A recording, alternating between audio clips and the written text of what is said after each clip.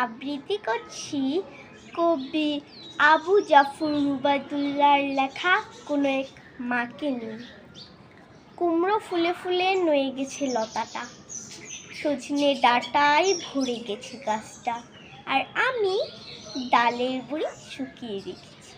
খোকা, কবে আসবি, কবে তোর ছুটি?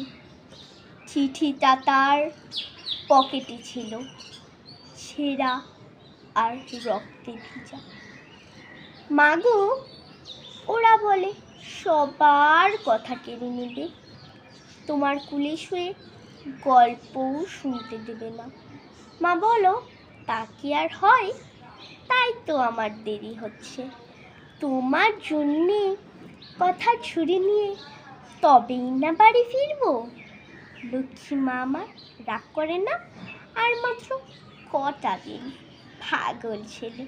মা পড়ে আর হাসে। মা নারিকেলের চিড়ি কুঠে, উড়কি ধানের মুড়কি ভাজে, এটা সেটা আর কত কি। তার খোকা যে বাড়ি ফিরবে, ক্লান্ত খোকা। ধন্যবাদ। আমি আবৃত্তি করছি কবি আবু জাফর রুবায়তুল্লাহর লেখা কোনো এক মাকে নিয়ে।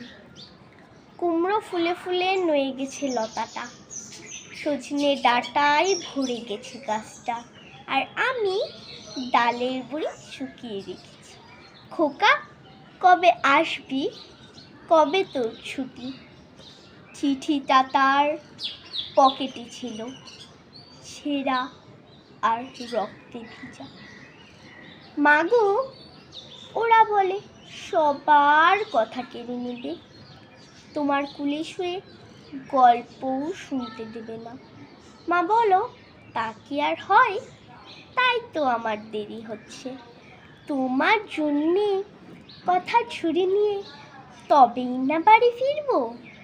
লক্ষ্মী মা আমার রাগ করে না, আর মাত্র কটা দিন। পাগল ছেলে। মা পড়ে আর হাসে। মা নারিকেলের চিড়ি কুঠে, উড়কি ধানের মুড়কি ভাজে, এটা সেটা আর কত কি। তার খোকা যে বাড়ি ফিরবে, ক্লান্ত খোকা। ধন্যবাদ।